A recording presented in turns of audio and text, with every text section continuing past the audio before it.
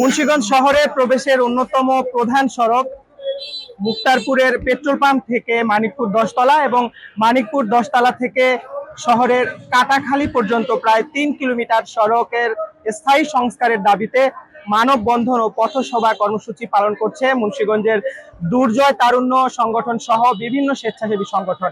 আপনারা দেখছেন মুন্সিগঞ্জ প্রেস ক্লাবের সামনে এই কর্মসূচিতে বিভিন্ন স্বেচ্ছাসেবী সংগঠনের নেতৃবৃন্দ তারা উপস্থিত হয়েছেন এবং তারা বলছেন যে মুন্সিগঞ্জ শহরের মানিকপুর 10তলা বিল্ডিং এর সামনে থেকে কাটাখালী পর্যন্ত এই প্রায় 3.5 কিলোমিটার যে সড়কটি রয়েছে সেই সড়কটি দীর্ঘদিন ধরে আসলে সংস্কারের অভাবে চলাচলের পুরোপুরি অনুপযোগী হয়ে পড়েছে। আমরা দেখেছি যে এই সড়কটি একেবারে খানাখন্দে পরিণত হয়েছে এবং এই সড়ক দিয়ে স্বাভাবিক সুস্থ মানুষের চলাচলের আসলে অনুপযোগী হয়ে পড়েছে।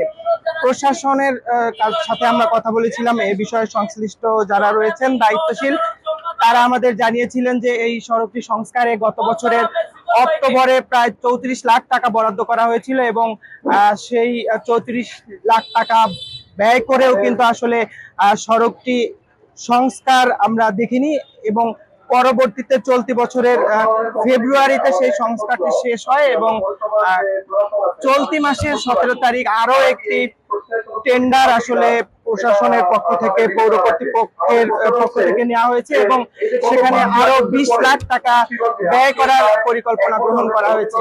কথা বলার চেষ্টা করব মুন্সিগঞ্জ পৌরসভার সাবেক মেয়র বীর মুক্তিযোদ্ধা অ্যাডভোকেট মুজিবুর রহমান। আপনার কাছে জানতে চাই এই সড়কটি স্থায়ী সংস্কারের কেন উদ্যোগ নেওয়া হচ্ছে না?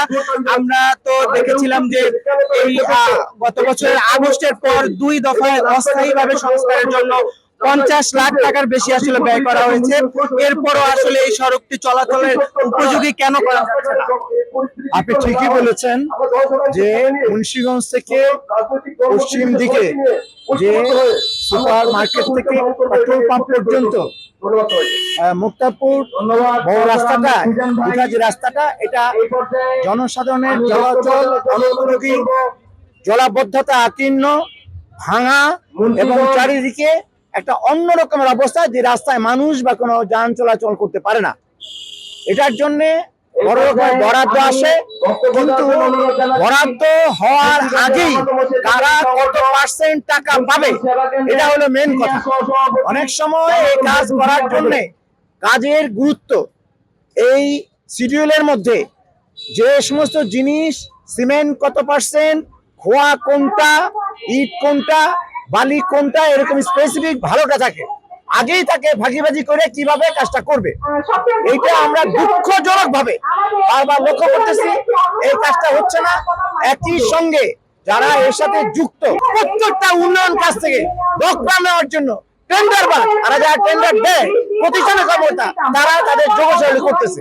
তারা জনগণের দিকে নাই, তারা তরুণদের দিকে নাই, তারা শিশুদের দিকে নাই, তারা নারীদের দিকে নাই, তারা রোগীদের দিকে নাই, তারা বাংলাদেশের জনগণের দিকে নাই। আসলে এই দাবিটা শুধুমাত্র আমাদের না, এই দাবিটা পুরো মুন্সিগঞ্জ জেলাবাসীর। যার কারণে আপনি দেখতেছেন মুন্সিগঞ্জের বিভিন্ন প্রায় 10 থেকে 12টা স্বেচ্ছাসেবী সংগঠনের সভাপতি, সেক্রেটারি এই জায়গায় উপস্থিত হয়েছে আমাদের সাথে একাত্মতা প্রকাশ করে। আমরা শুরুটা খুব সুন্দর মসৃণ ভাবে করতেছি, আমরা অত মানুষজন এই জায়গায় গ্যাদারিং করি নাই, কিন্তু আমরা প্রশাসনের উদ্দেশ্যে বলতে চাই আমাদের দাবিগুলা যদি পূরণ না হয় আমরা এটা এক্সট্রিমে যাব এবং প্রত্যেকটা সংগঠন তার সব সদস্য নিয়ে নামবে। এবং আমাদের দাবিগুলা হচ্ছে মুন্সিগঞ্জ পেট্রোল পাম্প থেকে শুরু করে মানিকপুর 10তলা এবং মানিকপুর 10তলা থেকে শুরু করে কাটাখালী পর্যন্ত যে রাস্তার 20 বছর যাবত যে প্রহসন চলছে, শুধুমাত্র ঢালাই চলছে, কদিন পর 30 লাখ, 20 লাখ, 10 লাখ এরকম করে আমাদের জনগণের টাকাগুলা যে নষ্ট করা হচ্ছে, স্থায়ী সমাধান না দিয়ে আমরা এগুলোর প্রতিকার চাই। নারী যারা প্রেগন্যান্ট আছে তাদের জন্য কি ভয়াবহ ধারণ করেছে, কারণ এরকম একটা রাস্তা দিয়ে একদম পাম্প থেকে শুরু করে হাসপাতাল রোড এবং সুপারমার্কেট মোড় হচ্ছে রাস্তাটা এত ভাঙা, তারা হেঁটে পার হবে? এতটুকু কি রাস্তা হাঁটা সম্ভব? একের পর এক আমরা দাবি জানাচ্ছি, তারা সময় নিচ্ছে, বলছে হবে। এই হবেটা কবে হবে? তাই আমরা চাই অতি দ্রুত, প্রশাসনের দিকে সম্মান রেখেই বলছি, আপনারা দ্রুত এর সমাধান করেন। যারা মহিলা আছে এবং যারা মা আছে তাদের জন্য এটা অনেক বড় হেনস্থা হিসেবে হচ্ছে। তারা আসলে এখানে মানববন্ধন কর্মসূচি নিয়ে দাঁড়িয়েছে এবং তারা বলছে মুন্সিগঞ্জ শহরের যে প্রবেশের যে অন্যতম প্রধান সড়কটি রয়েছে মুন্সিগঞ্জের পেট্রোল পাম্প থেকে মানিকপুর 10তলা এবং মানিকপুর 10 তলার সামনে থেকে শহরের কাটাখালী পর্যন্ত এই সড়কটি যাতে দ্রুততম সময়ে স্থায়ী সংস্কারের ব্যবস্থা করা হয়। আমরা এই বিষয়টি নিয়ে মুন্সিগঞ্জের যিনি পৌর প্রশাসক রয়েছেন মৌসুম আবু তার সাথে কথা বলেছিলাম এবং তিনি যেটা জানিয়েছেন যে প্রায় 20 কোটি টাকা বরাদ্দ করা হয়েছে এই সড়কটি স্থায়ী সংস্কারের জন্য।